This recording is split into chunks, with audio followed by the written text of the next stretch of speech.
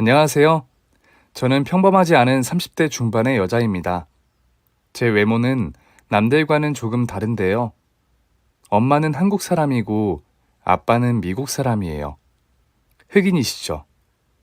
그래서 어릴 적부터 제 별명은 깜댕이 껌정년이었어요. 어릴 때는 유난히 못생겨서 놀림을 많이 받았답니다. 그런데 고등학교에 올라가자 제 얼굴이 달라지기 시작했어요. 이상한 별명은 사라지고 흑진주, 모델킹이라는 말을 들을 정도로 늘씬한 글래머의 몸매로 변했고 얼굴도 꽃미녀로 달라졌죠. 그래서 저를 따라다니는 남자가 많아 조금 피곤한 고등학교 시절을 보냈답니다. 제가 혼혈이라 영어를 아주 잘할 거라 생각하는 분들이 많았는데 한국 밖을 나가본 적이 없는 토종 한국인과 같았어요. 그래서 유창하게 한국말을 하면 많이들 놀라곤 했죠. 한국 사람이니 다른 학생들과 마찬가지로 수능 시험을 치렀고 저는 목표하던 대학에 합격했습니다. 제 꿈이 모델이어서 모델학과로 들어갔어요.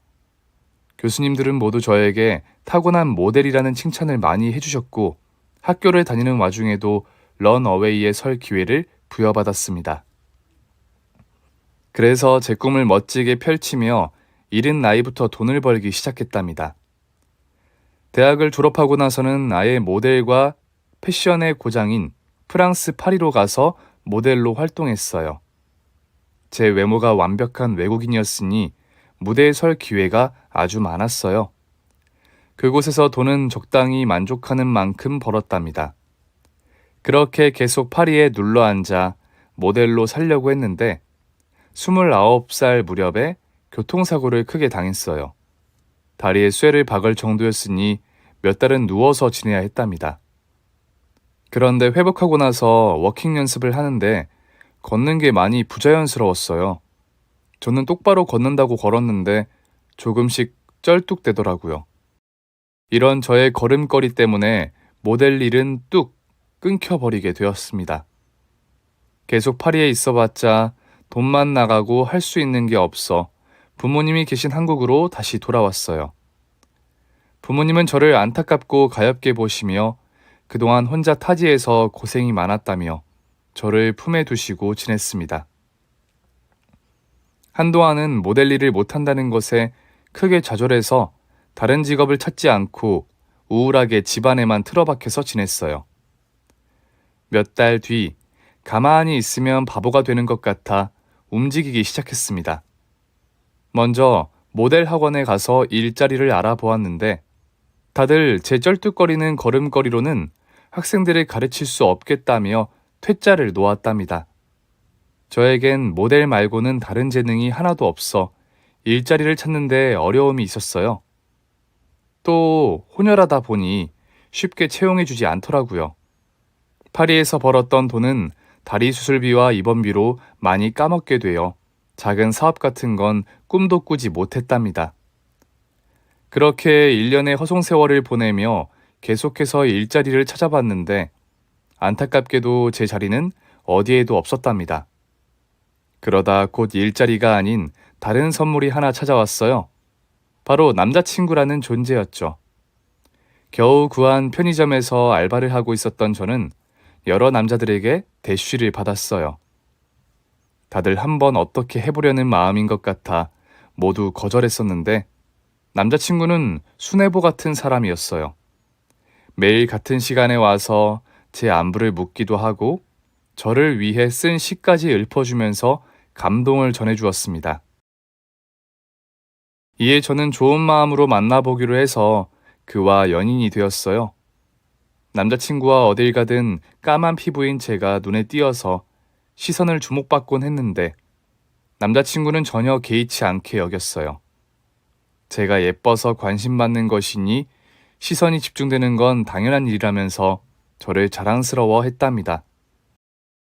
1년이 조금 넘는 시간을 남자친구와 사랑하고 추억을 남기며 재밌게 보냈는데 어느 날 저에게 청혼이라는 걸 하더라고요. 저는 직업도 없고 집안이 잘 사는 것도 아니어서 결혼은 당장 무리라고 일러 주었는데 그는 자기 집안이 부자이고 돈 때문에 결혼을 못하는 건 어리석은 짓이라며 설득했답니다. 그래서 어쩌겠어요. 제가 사랑하는 남자의 아내가 되는 건 행복하고 위대한 일이니 청혼을 받아들이게 되었죠. 그래서 얼마 뒤에 예비 시댁에 인사를 가게 되었습니다. 까만 피부에 큼지막한 눈, 두꺼운 입술에 제 얼굴을 본 시부모님은 얼마나 심하게 놀랐던지 소리를 꽥 질렀답니다.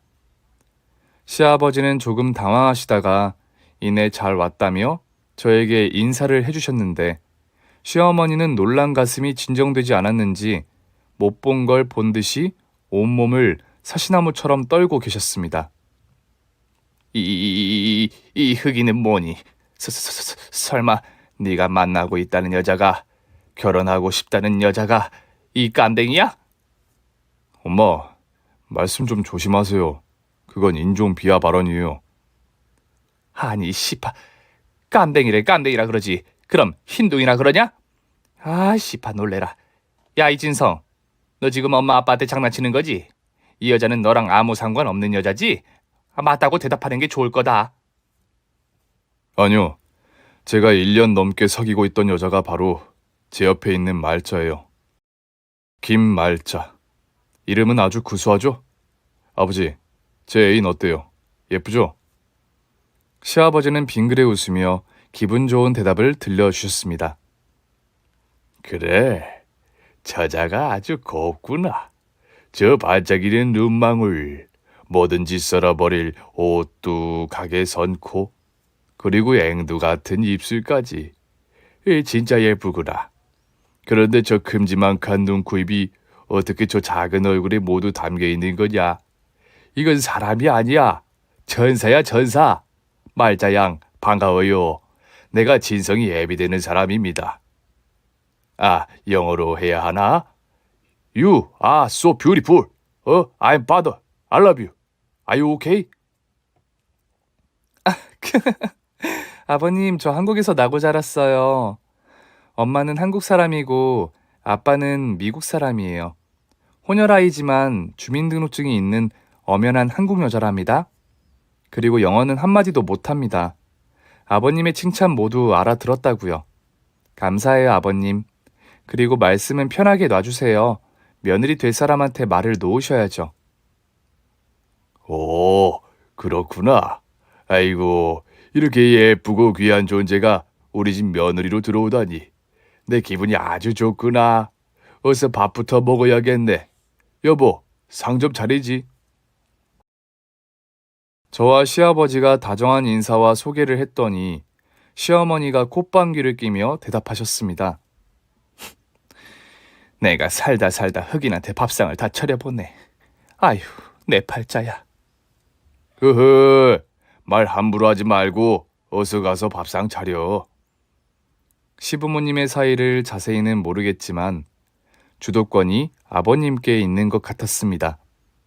시아버지의 한마디에 시어머니가 군소리 없이 주방으로 가서 음식을 준비하셨답니다.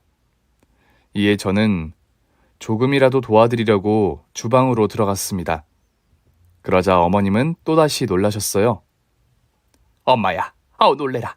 여기 들어오지 마. 나가서 그냥 앉아있어.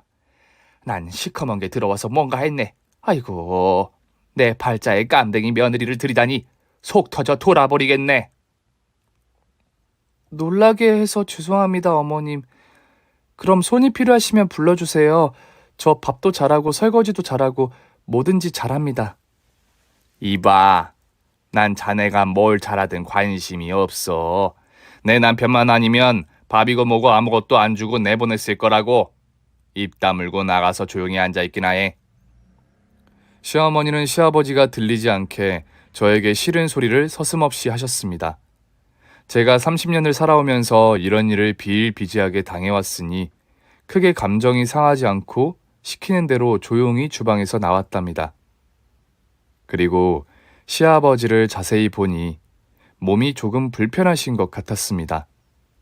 소파에 등을 기대고 앉아 계셨는데 몸이 많이 마르신 데다 입술이 많이 갈라져 있더라고요. 나중에 알게 된 사실인데 아버님은 폐암으로 투병 생활을 하시다가 얼마 전에 완치가 되어 집으로 돌아오셨답니다.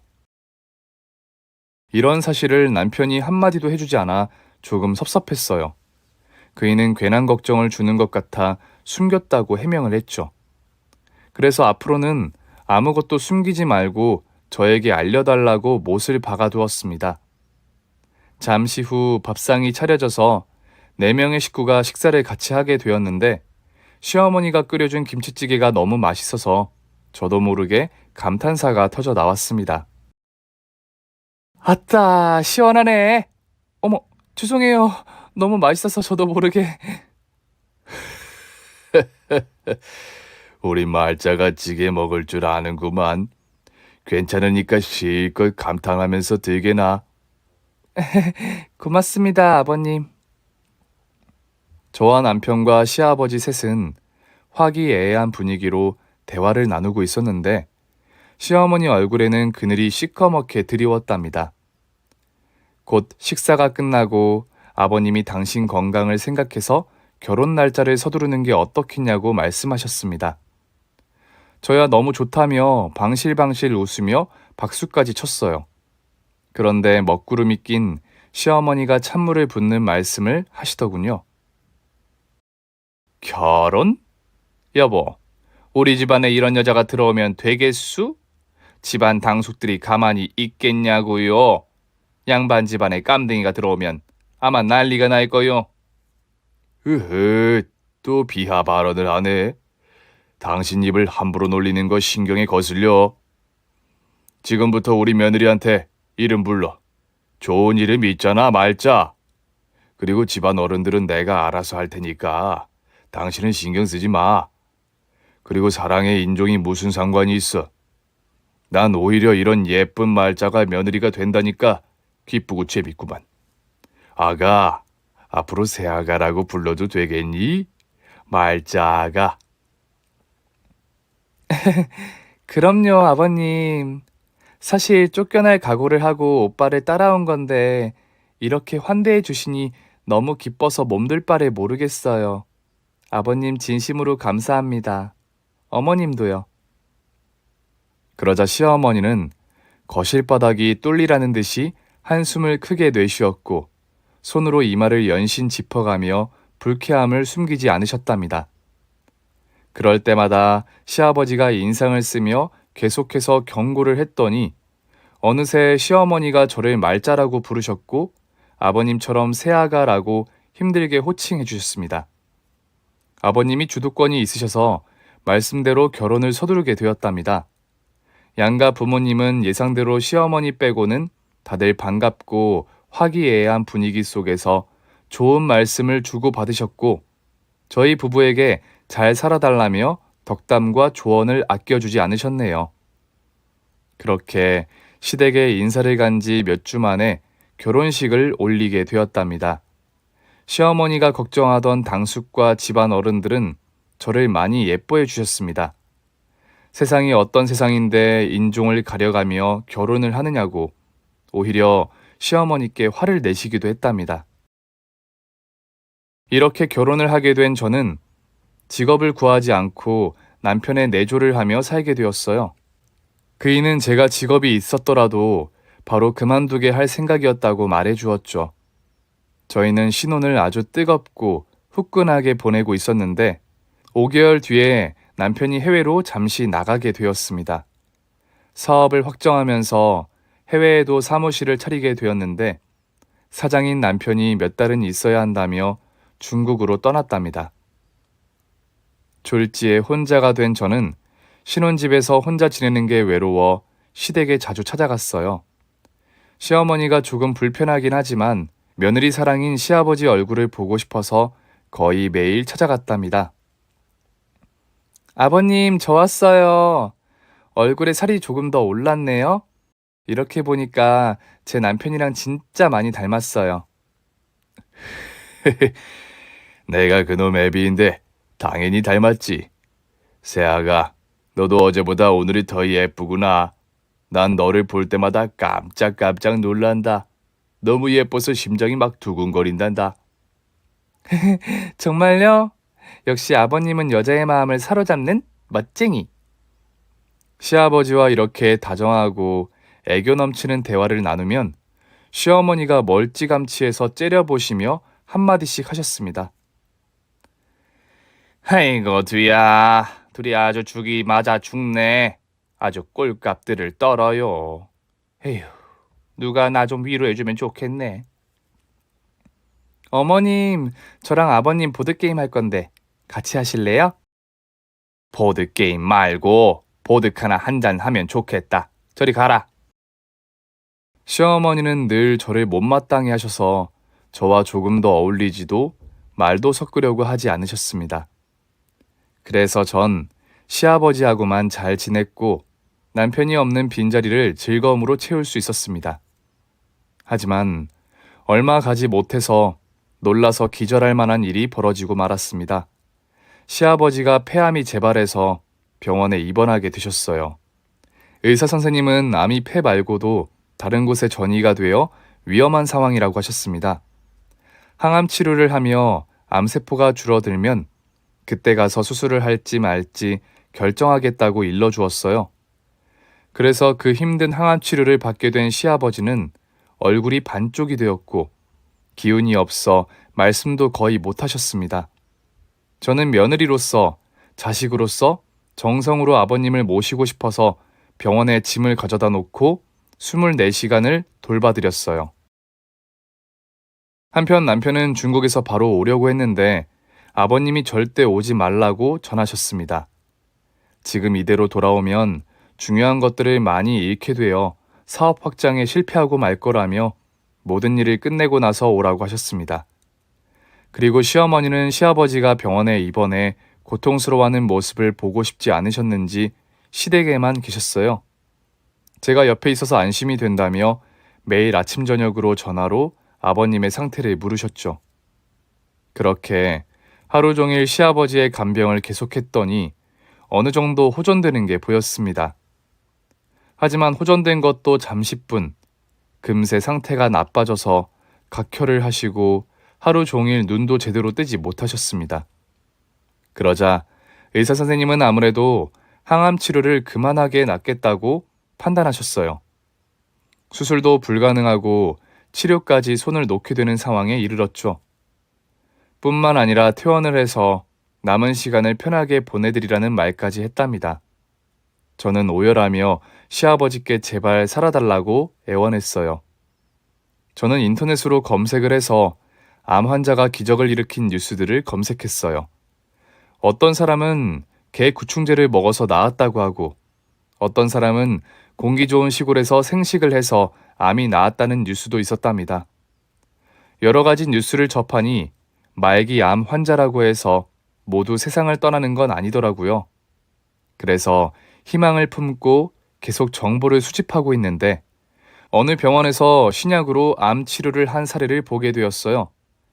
정보에는 무조건 낫는 건 아니지만 항암 치료처럼 고통스럽지도 않고 부작용이 있는 게 아니라 소수 암 환자가 찾아가서 신약 치료를 받는다고 알려져 있더라고요.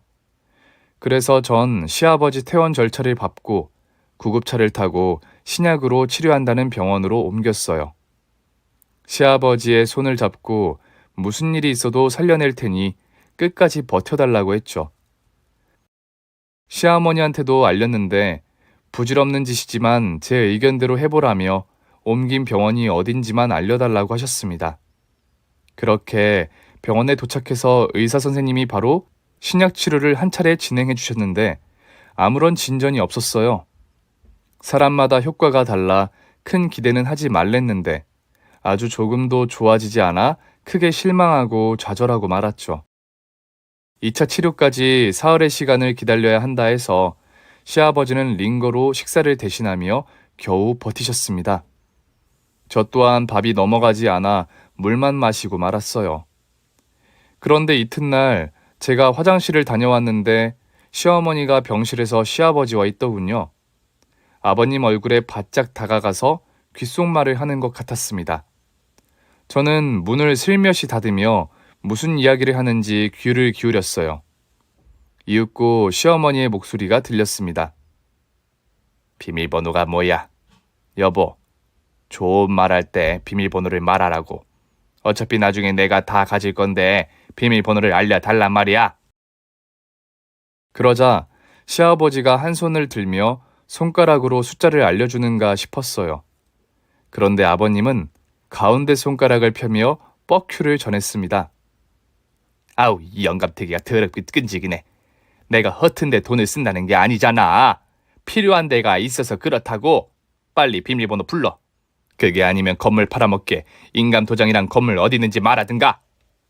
시아버지는 다른 손까지 들어올려 뻑큐를 전하더군요. 쌍뻑큐를 시어머니한테 날리셨네요. 저는 헛기침을 하며 인기척을 했습니다. 너 왔니? 야, 의사가 뭐라더냐? 이 영감 살 수 있대? 아니지, 얼마 못 가 끝난다고 그러지? 어머님, 무슨 말씀을 그렇게 하세요? 끝난다니요. 이제 한번 치료하지 않아서 희망을 버리기에는 이르다고요. 그리고 지금 아버님 통장 비밀번호 물으신 거예요? 인감도장은 왜 찾으신 거죠? 아버님 건물을 팔아먹으려고요? 인연이 영감택이랑 놀더니 쳐 돌았나. 이게 어디서 시애미를 신문하고 지랄이야. 그리고 누가 엿들으래? 깜댕이 미군 새끼랑 가랑이 벌려서 돈 버는 애미년 사이에선 나온 튀기년이 어디서 까불고 연병이야. 너도 네 애미처럼 내 남편한테 돈 받고 그 짓거리 한 거지? 어머님, 참는데도 한계가 있습니다. 저희 부모님은 부끄러운 짓을 한 적이 없습니다. 저 또한 방금 말씀하신 대로 추악한 짓 따위는 하지 않았다고요. 또다시 저에게 모욕을 주시면 가만히 있지 않겠습니다. 어찌나 화가 났던지 안면 근육이 마비가 와서 입이 제대로 벌어지지 않았습니다. 그러자 시어머니는 다시 쌍욕을 하며 제 머리채를 잡고 벽에다 제 머리를 찧었습니다. 이 튀기냐나.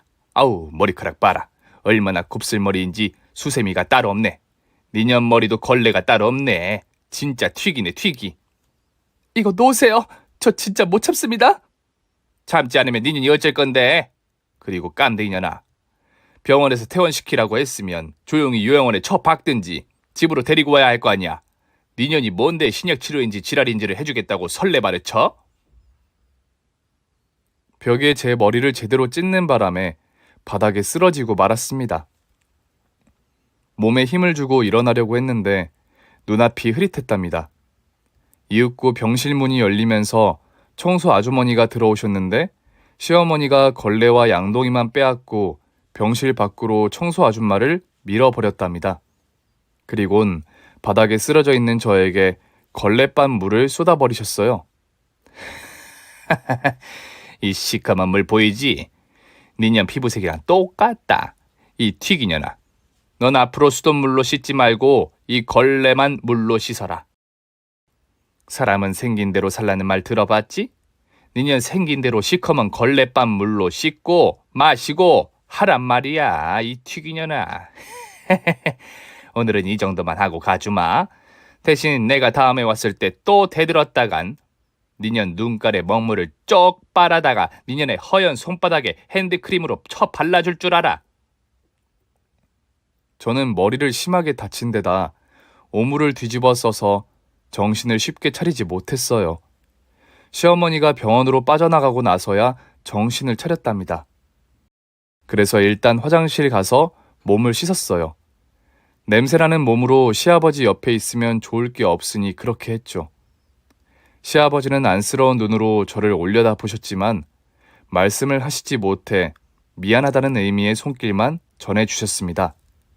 이틀이 더 지나고 신약 2차 치료를 진행했는데 엄청 큰 효과를 보게 되었답니다. 몸을 일으켜 앉을 수도 있으셨고 어눌하지만 말씀도 다시 할 수 있더라고요. 몸이 조금 나아지신 아버님은 저에게 중요한 부탁이 있다며 손짓하셨습니다. 말자야. 내가 말이다. 40년 전에 어렵고 힘들 때 도와준 은인이 있다. 그 친구 덕분에 내가 이렇게 부자가 되어서 잘 살게 되었지. 그 친구가 해외로 떠나서 살았는데 20년 전에 사고를 당해 세상을 떠났다. 그 친구의 가족들이 한국에 살고 있는 건 알고 있는데 정확히 어디에 사는지는 아직 못 찾았다. 세아가 시간이 얼마나 걸리든 네가 이 돈을 그 식구들에게 전해주면 고맙겠구나. 내가 죽어도 꼭 내 부탁을 들어주면 좋겠구나. 아버님, 그런 일이 있었어요? 몸이 아프신 와중에 친구분 가족까지 신경을 써주시다니 아버님은 진짜 천사신가 봐요. 알겠어요. 제가 꼭 친구분 가족들을 찾아내서 통장을 전해드릴게요. 그렇게 대답하자 시아버지가 친구 가족의 이름과 생년월일이 적힌 쪽지를 건네주셨어요. 늘 가슴에 품고 다니셨는데 이제는 몸이 아프셔서 저에게 부탁하는 거였죠. 그리고 궁금한 걸 참지 못한 저는 통장을 열고 공이 몇 개 있는지 세어봤습니다. 아버님이 친구 가족에게 전해주는 돈은 무려 10억 원이었습니다. 저는 입이 떡 벌어지며 잠시 놀랐어요. 하지만 허튼 생각은 절대 하지 않았고 꼭 가족들을 찾아서 이 통장을 전해주리라 가슴속으로 다짐했습니다. 그리고 시아버지는 3차 치료를 받으시자 몸이 더 좋아지셨어요. 저의 희망은 곧 눈앞으로 닥친 것 같았죠. 게다가 입맛까지 돌아왔는지 저에게 병원 미음은 먹기 싫다며 밖에서 파는 죽을 드시고 싶다며 심부름을 시키셨어요. 아주 오랜만에 드시고 싶은 게 있다고 말씀을 들으니 발걸음이 아주 가볍더라고요. 그래서 병원에서 조금 떨어진 맛있는 죽집을 걸어가고 있었는데 시어머니가 맞은편 인도를 걷고 있었습니다. 그 순간 좋았던 기분이 바로 주저앉아 버리고 괜히 화가 나듭니다. 걸음을 멈추고 시어머니가 뭘 하는지 유심히 보고 있었는데 웬 중년의 남자에게 달려가 안기더라고요. 누가 봐도 연인 사이인 걸 알 수 있겠더군요. 시아버지는 남투병으로 몸과 마음이 고생 중인데 시어머니는 팔자 좋게 남자랑 팔짱을 끼고 놀아나는 걸 보니 구역질이 날 정도로 역겨웠습니다. 제 시야에서 시모와 상간남이 사라지자 다시 죽집으로 향했고 30분 뒤 병원에 도착해 시아버지 입에 한 수저씩 떠서 호호 시켜가며 먹여드렸습니다. 아무것도 모르는 시아버지는 오롯이 전복죽의 맛을 음미하며 식사를 하셨어요. 저는 나중에 기회를 봐서 시어머니의 비밀을 말씀드릴 계획이었습니다. 이윽고 식사를 하고 한소끔 주무시고 일어난 시아버지가 친구 가족들을 찾고 있는지 물어보셨어요. 세아가 말자야, 내 친구 가족들은 찾고 있니? 그럼요. 지금 이렇게 우리가 대화하는 지금 이 순간에도 많은 심부름센터 직원들이 발로 뛰면서 찾고 있어요. 매 시간 보고를 받고 있으니 찾게 되면 바로 알려드릴게요. 고맙구나, 세아가. 나한테 네가 없었다면 어쩔 뻔했냐. 말자 네가 있어서 그런지 살고 싶은 의욕이 강하게 생기는구나. 얼른 나와서 너와 수다도 떨고 게임도 하면서 놀고 싶구나. 아버님도 참. 지금 수다 떨면서 놀면 되죠. 그리고 보드게임도 침대 밑에 있거든요. 지금 한판 하실까요? 시아버지는 보드게임이라는 말에 눈이 초롱초롱하게 빛나셨습니다. 그래서 1시간 정도 게임을 하며 온갖 수다를 떨었네요. 그리고 게임도 다 하고 수다도 끝나게 되자 시어머니 비밀을 말하기로 결심했습니다. 조금 힘든 이야기지만 하루빨리 알려서 아버님이 특단의 조치를 내렸으면 좋을 것 같았거든요. 저는 목을 한번 풀고 입을 열었습니다. 아버님, 제가 드릴 말씀이 있는데요. 어머님에 관한 이야기예요. 듣기 거북할 수 있으니까 심호흡 한번 해보실래요? 내 마누라 이야기? 뭐, 지금 바람 피우고 있다고? 알고 계셨어요? 내가 병원에 입원한 첫날에 알게 됐다. 그때 나 몰래 전화 통화하는 걸 들었거든. 내가 저 세상 가면 많은 돈이 생기니 해외 가서 놀면서 살겠다고 하더구나. 네? 단순한 바람이 아니라 그 정도였어요? 어떻게 아버님이 빨리 떠나시길 기다릴 수가 있어요? 진짜 어머님 나쁘시네요. 그렇게 화낼 거 없다. 이번이 처음이 아니라서 난 아무렇지 않다. 사실 예전에도 몇 번 바람 피우다 걸렸는데 다 용서해 줬다. 내 아들의 엄마를 바람나서 이혼당한 여자로 만들고 싶지 않았거든. 그런데 지금 생각해보니 내가 많이 어리석었던 것 같구나. 내가 죽을 위기를 겪고 나니까 진짜 마누라를 쫓아내고 새 장가를 갔으면 좋았을 것 같겠더라. 내 몸이 나아지면 우리 말자처럼 예쁜 할망구를 만나면 되겠구나.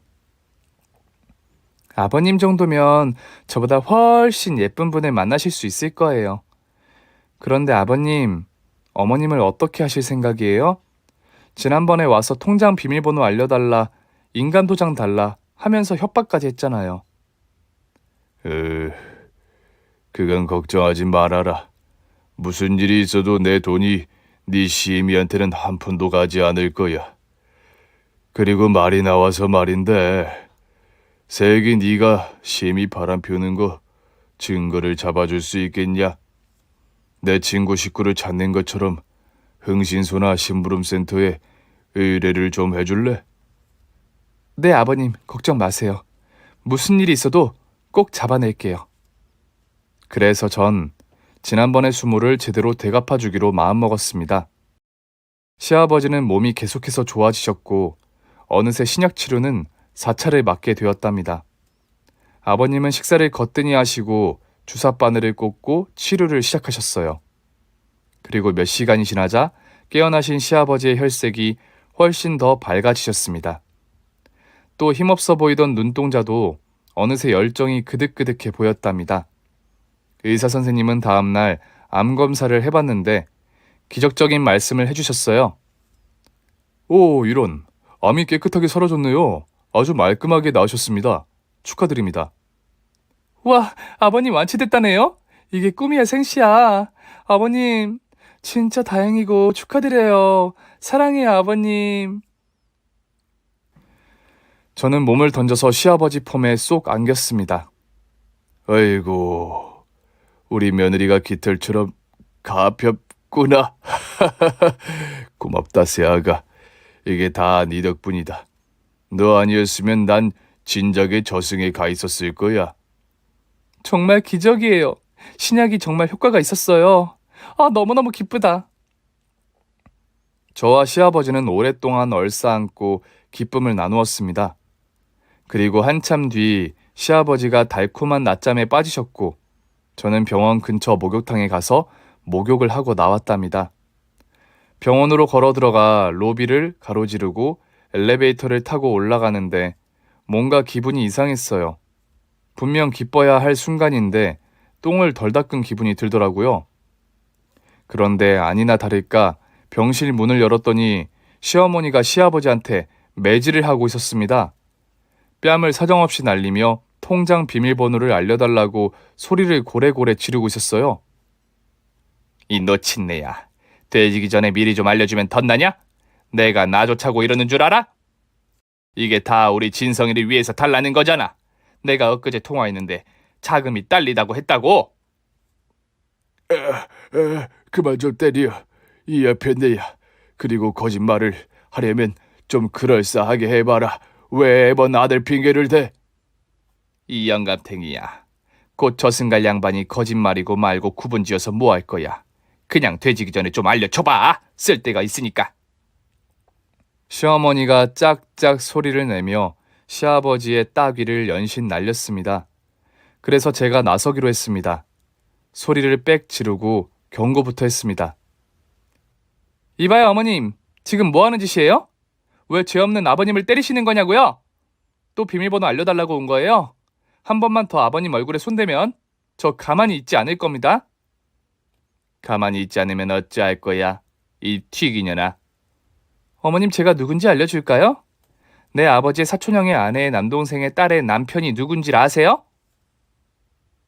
이 미친 또라이야. 그 정도면 생판 남이잖아. 아니, 그 인물은 바로 마이크 타이슨입니다. 내가 바로 핵주먹 타이슨의 피가 흐르는 친척이라고요. 이리 오세요. 내가 핵주먹의 맛을 보여줄 테니. 임병, 더러운 피를 가진 튀기년이 어디서 시애미를 협박해?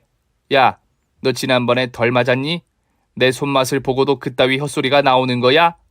좋다 이년아. 오늘 니년 조져버리고 나서 저 영감탱이를 손봐줘야겠다. 오늘 끝장을 보고야 말겠다. 시어머니는 한 마리 돼지처럼 뱃살을 출렁이며 저에게 달려오더군요. 저는 옆으로 빠져서 타이슨의 핏줄이 흐르는 저의 펀치를 시어머니 배에 꽂았습니다. 얍! 어라? 왜 멀쩡하지? 숨이 막혀서 쓰러져야 하는데? 이 엠병 지랄 똥 지리는 소리하고 자빠졌네. 이 튀기녀나. 오늘 2차전 간다. 시어머니가 두 손을 뻗어 제 머리카락을 잡아채더니 저를 마구마구 흔들어댔는데 너무 어지러워서 별이 보이더군요. 아무래도 전싸움과는 거리가 멀었나 봅니다.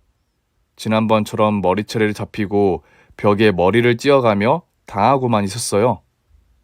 이 튀기녀나. 원래 깜댕이들은 힘도 세고 싸움박질도 잘하는데 니녀는 피가 튀기라서 이도저도 안 되는구나. 싸움도 못하고 취직도 못하는 등신녀나. 난 싸움을 못하는 게 아니라 어른이라 봐주는 거예요. 내가 핵주먹을 날리면 어머님이 요단강을 건널까봐 겁나서 때리지 못하는 거라고요. 그만.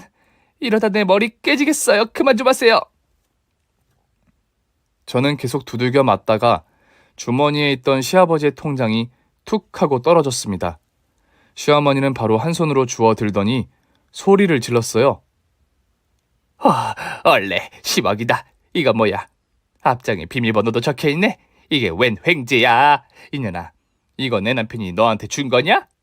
오호라, 니년이 애미년이랑 똑같이 몸을 팔았나 보구나. 내 말이 맞지 튀기야? 아니에요. 그 통장 주인은 따로 있다고요. 이리 돌려줘요. 지랄하네. 그렇게 갖고 싶으면 빼앗아봐. 못 뺏겠지? 이년아, 내가 돈을 손에 넣었으니 니년만 기절시켜주고 바로 나가야겠다. 빨리 좀 기절해라, 깐댕이년아.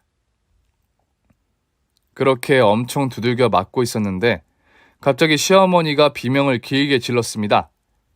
야야야야야야야야야야!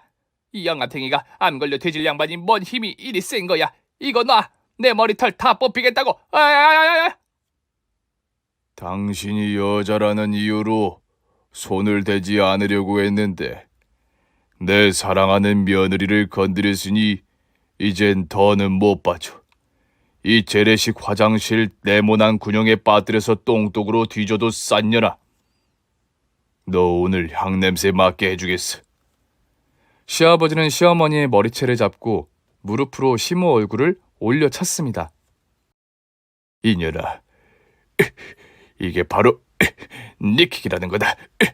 니년이 바람 피우는 것도 참아주고 있는데 감히 내 며느리를 때려? 그리고 이 할망구야, 나 암 완치됐다. 니년은 내 유산 같은 거 한 푼도 못 받아. 뭐야? 당신 안 죽는데? 왜? 내가 그날만 기다리고 있는데 왜 이렇게 질긴 거야? 아우, 지겨워 죽겠네. 지난번에도 완치가 되더니 이번에도 살아남은 거야? 이 영감탱이야, 좀 가라. 니놈 재산 가지고 나도 젊은 놈 품에 안겨 살아보자고. 그만, 코뼈가 덜렁거린다고. 그런 막말을 하던 시어머니는 한참 동안 시아버지의 니킥을 맞았습니다. 이윽고 바닥에 널브러졌고 네 발로 기어서 통장을 주우려고 했습니다. 이에 제가 재빠르게 낚아채서 주머니에 집어넣었어요. 그리고 시아버지는 제가 전해드린 봉투를 열어 그 안에 있던 사진들을 병실 바닥에 촥 뿌렸습니다. 이 할망구야, 참 대단하다. 남자 하나랑 사귀고 있는 줄 알았더니 122명의 남자랑 바람이나? 이 발정난 년아, 그러면서 내 며느리한테 뭐가 어째? 당신 이제 끝이야. 난 암도 다 나았고 정신도 멀쩡해. 그리고 보다시피 몸도 아주 건강해서 고소를 해도 100번은 너끈히 할 수 있단 말이야.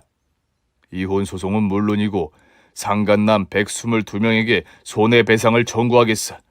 할망구, 네 앞으로 있는 재산이 하나도 없는 거 알지? 남은 여생을 개고생하면서 살게 만들어 주겠어. 바닥에 깔린 불륜 사진을 본 시어머니는 놀란 눈으로 시아버지를 돌아봤어요. 여보, 내 뒤를 미행한 거야. 그래서 이걸 다 찍었어? 아, 자기야, 왜 그래? 당신이 병원에 입원 중이라 외로워서 아주 잠깐 재미 좀 본 거야. 연병하네. 내가 멀쩡할 때도 우리가 언제 재미를 본 적이 있었나? 나이 40살 이후로 당신은 날 계속 거부해왔어. 난 30년 동안 총각으로 지냈단 말이야. 너처럼 바람 피우는 더러운 놈이 되기 싫어서 매일 밤 허벅지를 꼬집어가며 참으며 살았어. 그런데 이젠 그러지 않아도 되겠어. 민현이랑 이혼하고 고운 여자 만나서 20대 열정으로 매일 밤 날아다닐 거라고. 여보, 내가 앞으로 매일 밤 날아다니게 해줄게. 그러니까 이혼 소송하지 마. 나 거지 돼서 버림받기 싫다고. 이렇게 빌게, 여보. 당신 암도 나았겠다. 몸도 건강해졌겠다. 다시 신혼으로 돌아가자고. 당신 아직 나 사랑하잖아. 내가 너를 사랑한다고? 지랄하고 자빠졌네. 내 밥 차려주고 살아줘서 의리로 산 거야. 그런데 의리를 이딴 식으로 배반을 해? 이년아, 당장 여기서 나가. 내가 제대로 끝장내 줄 테니까 오점 지리면서 기다리라고. 시아버지가 이렇게 호통을 친 게 처음이었는지 시어머니는 끝까지 이혼당하는 걸 받아들이지 못하고 시아버지 바짓가랑이를 잡고 늘어졌습니다. 제발 이혼만은 하지 말자며 구걸을 하더라고요. 하지만 시아버지가 용서해줄 마음이 없었으니 또 되지게 처맞고 나서야 포기를 했답니다.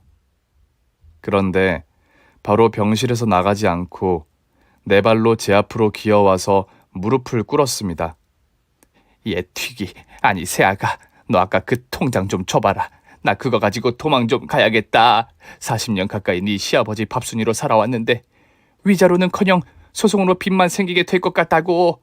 나 회의로 날라야 하니까 어서 그 통장 내놔라. 저에게 사정을 하는 건지 명령을 하는 건지 무조건 통장을 내놓으라고 억지를 부렸습니다. 그래서 전 주먹을 불끈 쥐고 외쳤습니다. 지금 이 순간 타이슨의 피가 흐르는 나의 핵주먹을 선물하겠어요. 얍! 주먹으로 핵꿀밤을 날렸더니 시어머니가 고통스러워 하더군요. 그래서 전 이제야 되겠구나 싶어서 사정없이 핵꿀밤을 내리 꽂아주었습니다. 핵꿀밤? 핵꿀밤이다? 이 망할 시어머니야? 뒤야. 실컷 때렸으니까 통장 내놔. 당장 내놓으란 말이야. 이 할망구가 끝까지 튀기라고 짓거리네. 안 되겠다. 오늘 할망구 니녀는 집에 가기 글렀다. 내가 지난번 걸레 물을 돌려줘야겠어. 기다려라. 어라? 바로 청소 아주머니가 타이밍 맞게 들어왔네. 아주머니 청소 제가 할 테니까 놓고 가세요. 따 여기는 날마다 싸움박질을 허요. 겁나게 무섭네. 이번에는 맞는 양반이 바뀌어버렸구만. 자, 여기 있어요. 다 끝나면 복도에 내놔주세요. 저는 걸레반 물이 담긴 통을 시어머니 머리에 쏟아 부었습니다. 할망구, 이게 내 피부색이라고 했지. 그런데 틀렸어. 이 썩은 물은 할망구의 시커먼 속의 색깔이야. 알아들어? 나에게 이런 지옥을 주다니. 튀기년이 날 가지고 놀다니. 분하다. 야, 이 정도 했으면 통장 내놔. 10억 내놓으란 말이야. 돈에 눈이 먼 시어머니가 몸을 일으키자 시아버지가 귓방망이를 한 대 치면서 기절해버렸답니다. 그렇게 상황은 종료되었어요. 시어머니는 보안요원이 들어와 정형외과로 데려가서 치료를 받게 되었죠. 저와 시아버지는 하이파이브를 하며 시어머니를 한 방 먹여준 걸 축하했답니다. 그리고 일주일 뒤에 시아버지가 퇴원하시게 되어 시댁으로 돌아갔어요. 저도 신혼집에 가지 않고 아버님 옆에 당분간 붙어있기로 했답니다. 얼마 뒤에 법원에 가서 이혼 재판을 받게 되었는데 시어머니는 철저하게 유책 배우자가 되어 위자료를 물어줘야 했답니다. 그래서 이혼 후 식당에서 일하고 폐지를 주우며 매달 시아버지한테 할부로 위자료를 갚아 나갔어요. 만약 위자료 지급이 되지 않으면 교도소 감치 신청을 하겠다고 경고해서 쉬지 않고 일하셨답니다. 그리고 얼마 뒤에 중국에 나가 있던 남편이 돌아왔어요. 그이는 시아버지 건강을 회복해서 무척이나 기뻐했고 저에게 크게 고마워했습니다. 시어머니가 알거지 신세가 되어 쫓겨난 건 별로 신경 쓰지 않았어요. 알고 보니 남편도 예전부터 시어머니가 외도를 저지르고 있다는 걸 알고 있었답니다. 남편은 시아버지를 위해 입을 다물었고 시아버지는 남편을 위해 묵인했던 거더라고요. 그래서 시어머니의 개고생은 아무도 신경 쓰지 않았네요. 그리고 며칠 뒤에 심부름센터 직원에게서 연락이 왔습니다. 시아버지가 애타게 찾던 친구분의 가족들을 찾았다고 말이죠. 그런데 꽤 먼 곳에서 지내고 있어 기차를 타고 찾아가야 했어요. 저와 남편, 시아버지는 KTX를 타고 부산으로 향했습니다. 거기까지만 해도 부산에서 잘 살고 계신지 알았는데 목적지에 도착해서 봤더니 70년대 지어진 낡은 집에서 두 모녀가 살고 있더라고요. 친구분의 아내는 걷지 못하는 장애가 생겼고 친구분의 따님은 외국에 있을 때 화재 사고로 큰 화상을 입어 돈을 벌 수 있는 상황이 아니었어요. 시아버지의 말씀을 들어보니 20년 전에 화재 사고로 친구분이 세상을 떠나셨고 따님은 그날 전신 화상으로 끔찍한 고통을 받은 데다 정신까지 온전치 못해서 우울하고 힘들게 지내왔답니다. 그동안 두 분을 찾지 못한 이유는 미국으로 귀화를 한 상황이라 한국 이름과 주민번호로 찾지 못했더라고요. 시아버지는 10억이 든 통장을 모녀에게 드리며 사과의 말을 전했습니다. 재수씨, 너무 늦어서 미안합니다. 그동안 두 사람을 찾으려고 애를 써봤는데 이제야 왔네요. 한국에 돌아왔을 때 왜 저를 찾지 않으셨습니까? 제가 성혁이한테 빚진 걸 알고 계셨잖아요. 성혁이가 빈털터리였던 나에게 장사할 돈을 줘서 이만큼 성공해서 먹고 살고 있다고요. 아니에요. 그이가 말하길 덕화 씨는 혼자 힘으로도 얼마든지 성공했을 사람이라고 했어요. 그리고 저희가 미국에 있을 때도 여러 번 돈을 붙여주셨잖아요. 저희가 힘들 때마다 도와주신 것만으로 염치가 없었는데 어떻게 한국에 와서 손을 벌릴 수 있겠어요. 덕화 씨는 필요 이상으로 많은 걸 갚아주셨어요. 그러니 이 통장 가지고 가세요. 재수씨, 제가 건물만 2채가 있습니다. 그리고 다른 재산도 수두룩하게 많아요. 제가 얼마 전 암에 걸려서 죽을 고비를 넘겼는데 그 많은 돈을 가지고 있어서 뭐하나 싶은 생각이 들더라고요. 앞으로는 세상 떠난 성혁이를 대신해 제가 도와드릴게요. 집도 좋은 곳으로 이사하시고 하고 싶은 게 있으시면 무엇이든 지원해 드리겠습니다. 그러니 이 통장은 넣어두세요. 그러자 모녀는 눈물을 터뜨렸고 시아버지한테 연신 감사하다는 말을 하며 고개를 숙였습니다. 그때 시아버지가 얼마나 멋졌는지 아직도 그 모습이 선하답니다.